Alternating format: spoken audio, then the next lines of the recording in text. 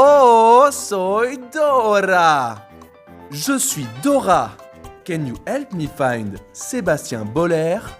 Peux-tu m'aider à retrouver Sébastien Boller? Mais qui est Sébastien Boller? Sébastien Boller est un journaliste, chroniqueur, conférencier et écrivain français. Il est né en 1970 à Strasbourg et c'est l'auteur du Bug humain. Mais comment peut-on le trouver?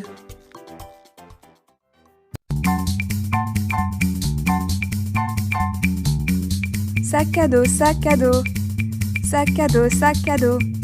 C'est moi qui te suis à l'école, bourré de trucs et de bricoles. Tout ce qu'il te faut pour la journée, dans mon ventre c'est rangé. Sac à dos, sac à dos, sac à dos, sac à dos. Ouais!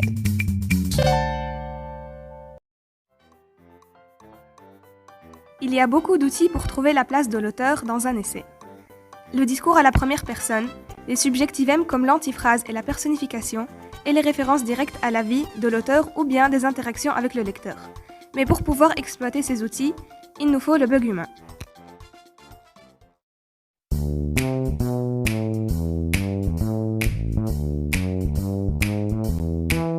Si tu dois aller quelque part, je te guiderai, tu peux me croire, je suis la carte.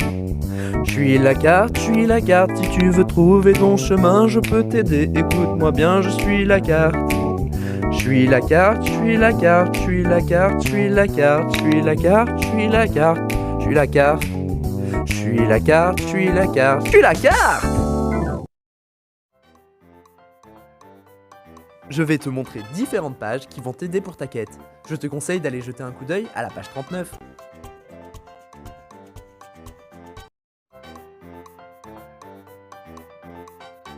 Nous voilà arrivés à la page 39. Je décèle un procédé. Aide-moi à le retrouver.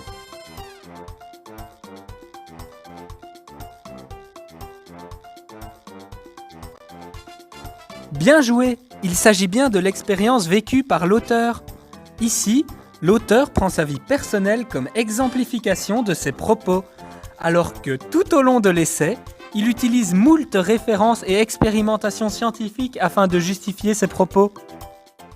En effet, pour exemplifier le fait que nous ne sommes pas faits pour limiter notre consommation de nourriture, il nous raconte la fois où, après s'être perdu en montagne au Canada avec son cousin pendant plusieurs jours, il est rentré dans un hôtel et a mangé jusqu'à s'en rendre malade. Et voilà, une première apparition de l'auteur. Bravo les amis! Ce n'était pas le plus compliqué à trouver, je vous le garantis. Rendons-nous à la page 162.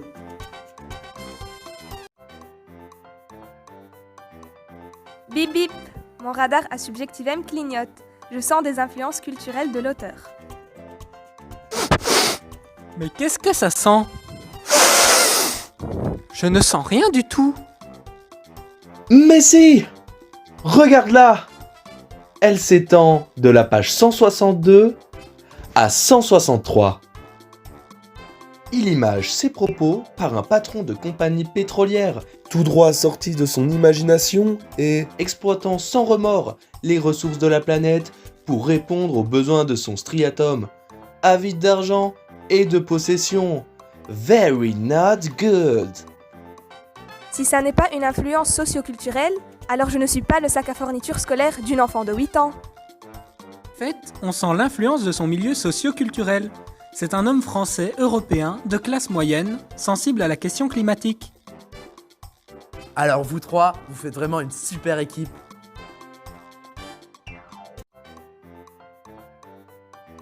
Et regardez ce que j'ai. Un tourniquet. Oh, tourniquet! Choisissons une page au hasard avec le tourniquet. C'est la page 101. Babouche va t'aider pour cette page mystère. C'est une interaction directe entre l'auteur et le lecteur doublée d'une utilisation du jeu. Et oui, il interpelle le lecteur avec lequel il crée un lien de proximité, ce qui fait que le lecteur se sent encore plus concerné par ses propos. Et donc, il est amené à plus facilement être en accord avec son opinion. Malin, monsieur Boller! Dis, la carte! Y a-t-il encore des procédés cachés que nous puissions étudier? Oh non les amis, je suis désolé, je n'avais pas vu ce raccourci. Il mène bien plus facilement à l'auteur. Oh oui, c'était sous nos yeux depuis le début. Regardez les amis, c'est la page 11 du livre, autrement dit, ce avec quoi l'auteur nous introduit le début de l'essai.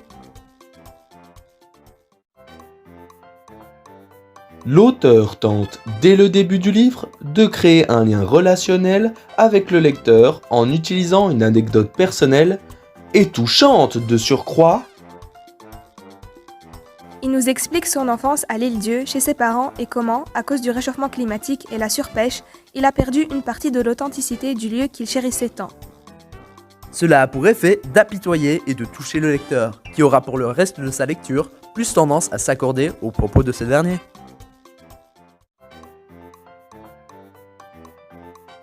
Résumons. Un homme ayant grandi à l'île Dieu. Auteur investi dans la cause écologique.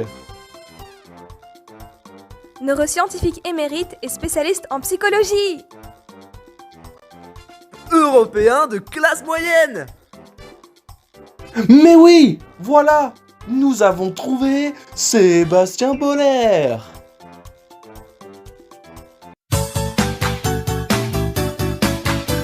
We did it, c'est gagné. We did it, c'est gagné. Bien joué les amis. Oh, je suis Sébastien Boller. Et comment avez-vous trouvé mon essai?